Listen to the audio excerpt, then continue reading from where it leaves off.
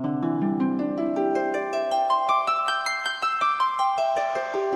up, YouTube? Graver here, and I am bringing to you my review, finally, of the Nerf Crossbolt.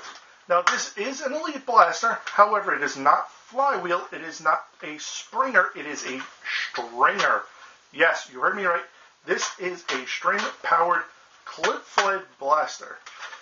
I'm going to go over the aesthetics of this first. Go over a couple of the features. Well, I guess you can call them features of it. Going to go into the function of it. Going to go into a bunch of cons that I have on this. Then we will do internals and my final thoughts. So this is going to be a bit lengthy, possibly. So going over the aesthetics of the blaster, this is your basic Nerf Elite blue with orange and itty-bitty white accents right here. Now, unfortunately, this also does fall to the we only paint one side of a blaster scheme, because on the front you have the Crossbolt nameplate here, and it actually is mirrored on this side. However, Nerf just didn't bother to paint it. The grip on it, instead of being white, is gray, which I guess makes it a little stand out so that you know, okay, this is what you're using to actually prime the blaster.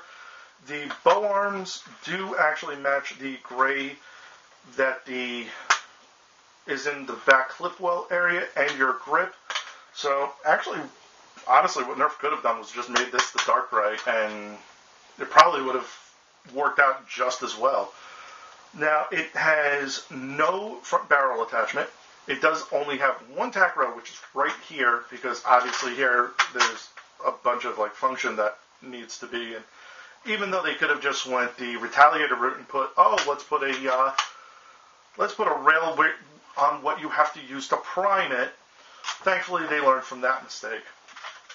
But you only got the one tack rail here, so really your only function is going to be either a flashlight or a grip. Personally, I would not recommend a vertical grip, just because it seems like it would be a little too much to have two grips within a foot of each other, not even. If you do want to put a grip here, my suggestion would be either the modular's folding grip, since it would add a little bit of, something to grab on other than the tack rail itself. Or if you probably Google search 3D printed Nerf parts, you could probably find a nice 45-degree angled clip that you can probably get there. Going on to the rest of it is you have not one, but two jam doors. You have one here where the slide does go over, so for priming it, you're not going to be able to keep it open. But basically what this one is clear out of jamming where the dart actually sits once primed. And then you have another one back here, so you can actually see, as you can see through the clip well, you can actually see where the dart gets loaded in case it jams there or gets stuck or whatever. This you can actually leave open, so if you ever wanted to see when priming this how it actually takes the dart out of the clip, you can actually see it no problem. The button here is your clip release, so it's a little bit more off than the Raven one, but honestly I have no problem with it.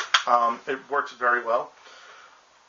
Now, getting on to some of the cons I have with this blaster, and I want to get them actually out here now because hopefully I will find a way to address them when we do the internals. First things first, the bow arms. They don't come out. Now, I know what you're thinking. It's most probably well, that's the way the blaster is designed. It's supposed to be in there. Yeah, that's fine and all that stuff, but it also, doing that keeps this under tension. So, I mean, if you could have been able to at least pop off one side, just so, one, it's a little bit more, one, it would be easier to store, but two, so you don't have your string constantly under pressure. And I know what some of you are probably thinking now, how am I going to lay this flat and do the internals on it? Yeah, I thought of that too little too late myself, so that's going to be fun. We're all going to discover how we're going to do that together. Another couple issues I have is this is a stringer blaster. Now, there's nothing, you can change out this here for a really good elastic paracord, and like up the power on it. But outside of that, you really can't do anything for a performance mod on it. It's not like you can put in like a K26 into here and then fire it, dry fire it, and blow it the hell up. There's no air restrictor in this thing. However, they have locked the crap out of this thing. And I'm going to show you in stages how I'm like kind of referring to this as. Okay, so stage 1 is you have no clip, no darts in it. You can't prime it, and there's a trigger lock. There's that. Stage 2, you have an empty clip. Trigger lock is still engaged. Priming lock is actually still engaged as well. I just actually somehow forced it through. So, there's that. And sometimes when you do that, it actually does reset the trigger. Oh, I actually just broke something out of here.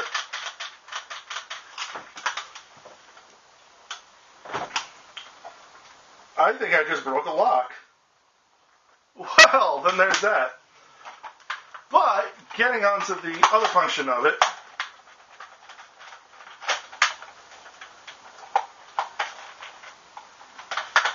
is, even with, okay, so I got this and it re-engaged, I put in a new clip and it re-engaged the lock. So, trigger lock is reinstated. Prime it, you get a dart loaded. That's the only time the trigger lock actually does disengage. So, there's that. So, oh, this is going to be fun to find out what the hell I broke. So, why don't I stop breaking this and open it up and see what is on the inside? And, oh yeah, I forgot. This thing is got 1, 2, 3, 4, 5, 6, 7, 8, 9, 10. I think if I counted correctly, this thing has 19 fucking screws. This is going to be fun. Okay, so sorry for this weird angle that I'm kind of working with, but unfortunately with the bow arms on, I can't lay it flat and use what I would normally put my camera right on, right there, so I've moved my tripod onto my workbench. Hopefully this will work. So I'm fairly positive I got all the screws undone. Apparently not. So you will witness this effort in epicness. This will be epic in some way, shape, or form. I just don't know if it's going to be a fail or, something good. I didn't remove the pieces in this orange part here because, honestly, there's nothing in this orange part that we would need to access right now. So, alright, there we go. And, oh crap, I missed 2 screws.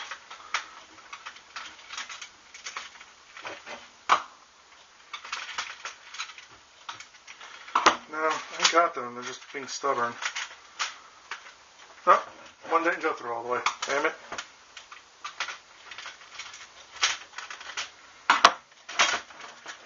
Alright, so that's the one half.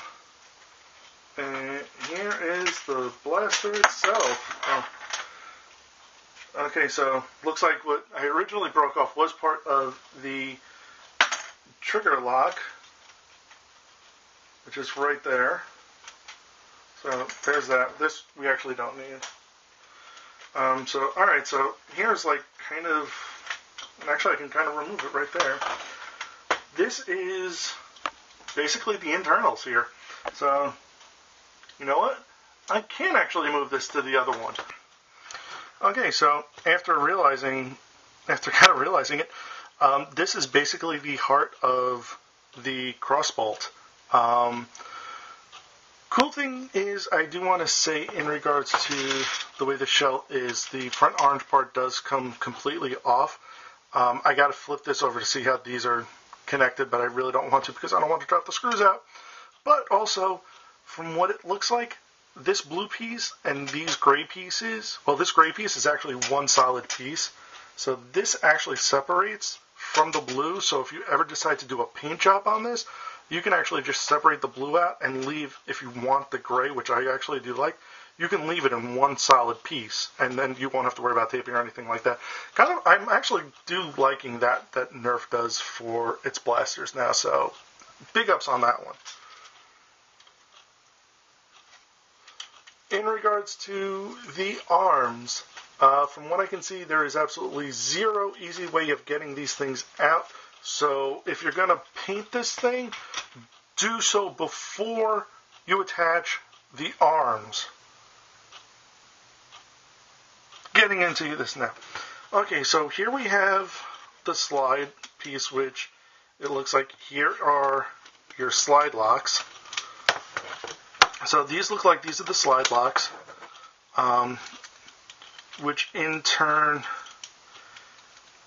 let's see, this, I don't know what the hell this thing is.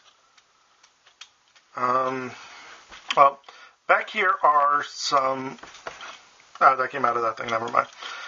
These are your dart locks. These locks are what tell the system, okay, there's a dart in here, you can fire it. Oh, slide came off. Alright, so that makes life a little easier too. These you can probably definitely get rid of because I broke one off and it worked fine, so it actually just looks like it snaps in. So I'm actually just going to snap it right out. And there go the dart locks, which are these things back here. This thing here is your the string catch. That you definitely don't want to fuck with. These look like they are your priming locks. So, wait. I think I see the trigger lock. Do I? Is the trigger lock on this side?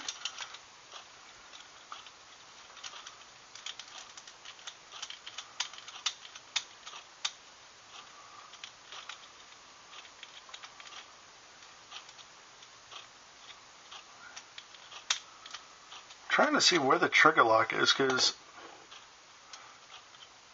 right.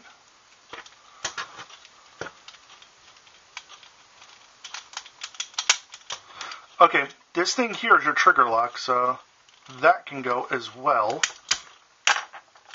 So now you should have full use of the trigger, although I can see why it's a little finicky right now, because it doesn't really have anything to kind of go off of. Well, it's got the dart tooth in there. Surprisingly enough, even though this doesn't have an air restrictor, it does have a dart tooth, so that's actually kind of helpful. You have that. I believe these actually are your slide locks, although I'm not 100% sure how they would actually function. So, that was something that came out.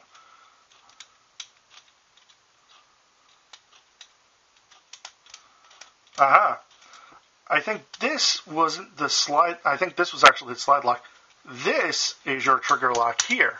So that's what we'll have to pry out. And oh, I see this one's going to be a little bit of a pain in the ass because it's this solid piece here that goes in there, and there's no way of just popping that one out. So that I may have to take something to actually get it out.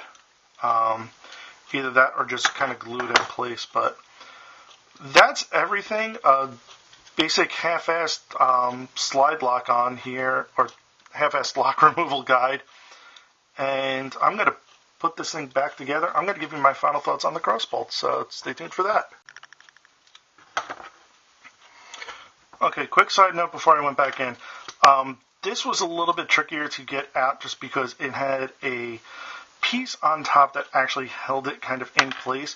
You either have to do what I did and kind of chop off the top in order to slide it out, or you'd have to somehow find a way to snap that little itty bitty piece off and then get it out. So I think we are sufficiently lock free on this. So now I will be putting this all back together, and again, my final thoughts. So stay tuned. Okay, so my final thoughts on this thing. Over and all, I like the Crossbolt.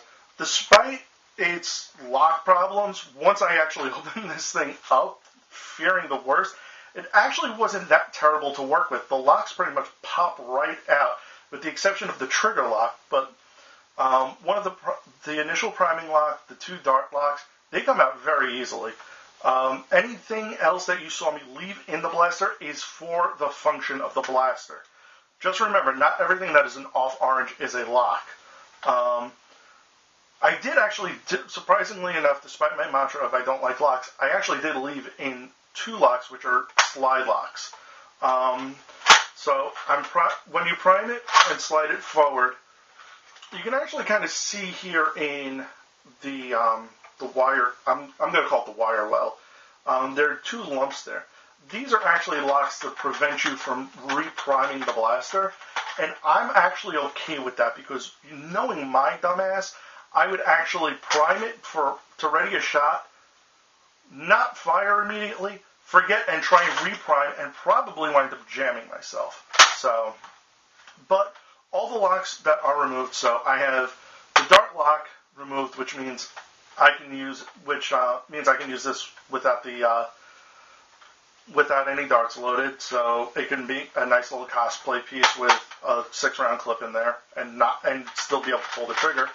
I've removed the trigger lock, which means I can still pull the trigger regardless.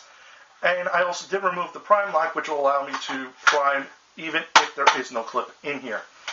So, overall, I like it. Would I use it in an NIC ward to replace my Alpha Trooper? Absolutely not. But this is a fun blaster. I would be something recommending for HVZ, like maybe as a side piece, or just for if you're going to go out for the lulls, take this and just go all Walking Dead style on it. It retails for about $25 at Target, which honestly isn't that bad for a clip blaster nowadays. I mean, they range anywhere from about 20 to 30 depending on what you're getting and where. So that's actually really not too bad. So that's it for the Crossbolt. However, I hope you stick around because I got a small announcement here. Now, for long-time viewers, many of you know I've spoken highly of my friend Clownie. Well, Clownie has decided to make the wonderful decision to start his own YouTube channel, Clownie Nerf. I'm going to put a link in the description below. He's got a couple of, about maybe half a dozen videos up currently, so go check him out if you like him. Give him a subscribe, give him a thumbs up, let him know what you think. I actually did contribute to the channel already by sending him my very own Griever mystery box, and you can check that out at this link here. And I want to say, Clownie, I saw the video. It was something. And pretty much as I was watching it, this was what my reaction was. Holy shit, fuck almighty. So, yeah. No, but I kid, Clownie.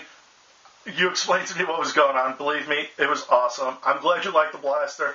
And you can actually go check out a review of that blaster at this link. So look at all the traffic I'm sending you. Hopefully. But thank you very much for watching this video. If you did like it, leave me a thumbs up. Like and subscribe. Leave me a comment. Let me know what you think of the Crossbolt. Let me know what you thought of my god-awful technique in trying to open this thing up. And I will catch you guys next time. Later.